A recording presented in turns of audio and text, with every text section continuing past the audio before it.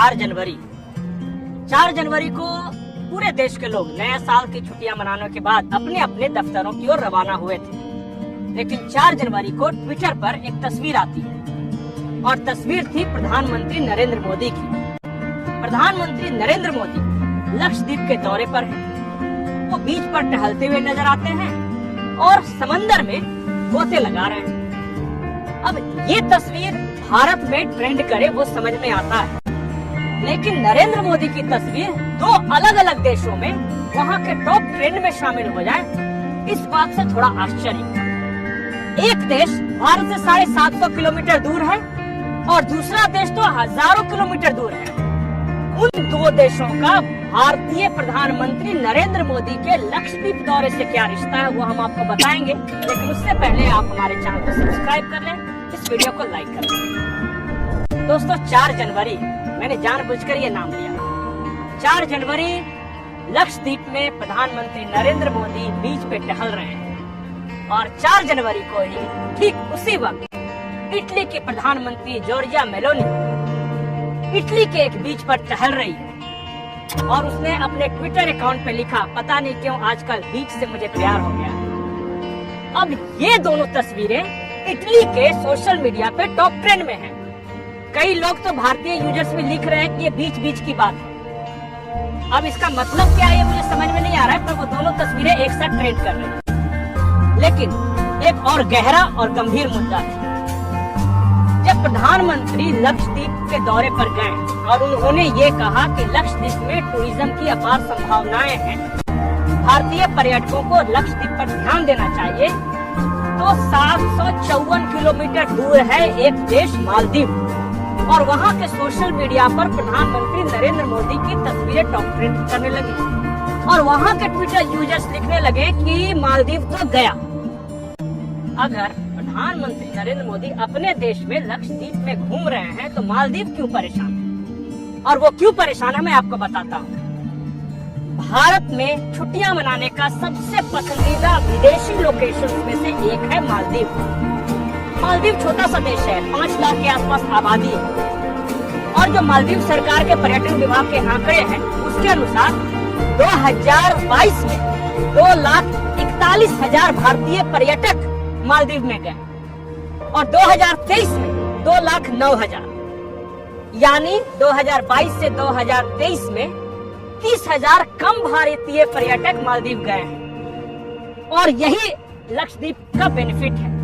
लक्षद्वीप में 2022 के मुकाबले 2023 में 30 से 35,000 ज्यादा पर्यटक घूमने गए हैं, भारतीय पर्यटक। मालदीव की पूरी अर्थव्यवस्था पर्यटन पर आधारित है और उसमें भारतीय पर्यटकों का योगदान 30% है। अब हुआ क्या मालदीव में आप समझ लीजिए। इससे पहले मालदीव की जो सरकार थी उसके प्रधानमंत्री थे अब्दुल्ला यमीन और वो थे भारत के दोस्त और भारत के दोस्त भारतीय नौसेना की टुकड़ी वहाँ एक हाइब्रिड फेवरेट करते हैं। समझौता हुआ था नरेंद्र मोदी और अब्दुल्ला यमीन। चुनाव हुआ और मोहम्मद मोइजी अब वो जीत कर आ गए हैं, वो प्रधानमंत्री बन गए हैं मालदीव के और मोहम्मद मोइजी की दोस्ती है चीन के साथ। मोहम्मद मोइजी का चक्कर ये है मालदीव की भी और वो मुसलमान, इस्लामिक और चीन नरेंद्र मोदी के साथ नरेंद्र मोदी का नापा कर उन्होंने हाल ही में 1 महीने पहले नरेंद्र मोदी को आप अपने सेना की जो प्रक्रिया है उसे अपने देश में ले जाए, हमें ठीक हो जाए। मोहम्मद अली अपना पहला दौरा चीन का कर नरेंद्र मोदी और चीन का तो उन्होंने डेस्टिनेशन बनाया लक्षद्वीप, सबसे नजदीक मालदीव से कम खूबसूरत नहीं।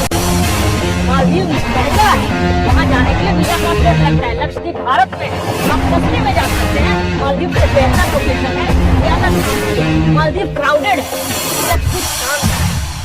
मालदीव के समंदर गंदे हो रहे हैं, लक्षद्वीप के समंदर प्रधानमंत्री नरेंद्र मोदी की एक तस्वीर लक्षद्वीप के पर्यटन को हद तक बढ़ावा देने के लिए कई उदाहरण देकर समझाए गए हैं हाल देखिए अखबारों में एडिटोरियल उन्होंने मालदीव के जो अखबार है वहाँ की सरकार ये कह रहे हैं मोदी ने कुछ किया नहीं, लक्षद्वीप के समंदर में एक डुबकी लगा ली और आपकी अर्थव्यवस्था आधी रह गई। आप काम कर रहे हैं तो जरूरी नहीं कि जो आपको खफा हो उससे डांट कर ही बात किया जाए, इशारों में भी बहुत किया जा सकता है। नरेंद्र मोदी का लक्षद्वीप का दौरा मालदीव के लिए इशारा है कि आप कई तरह से हम पर डिपेंड हो, आप अपनी रक्षा के चीजों के लिए हम पर डिपेंड हो, आप अपने इंफ्रास्ट्रक्चर के लिए आप की भारतीय पर्यटन चाइना में जगह पे आ जाओ, नहीं सुधरे तो अब्दुल्ला जमीन अभी भी है वहाँ, पर्यटन गिरेगा, गिरेगी, चुनाव के बाद क्या होगा आप समझ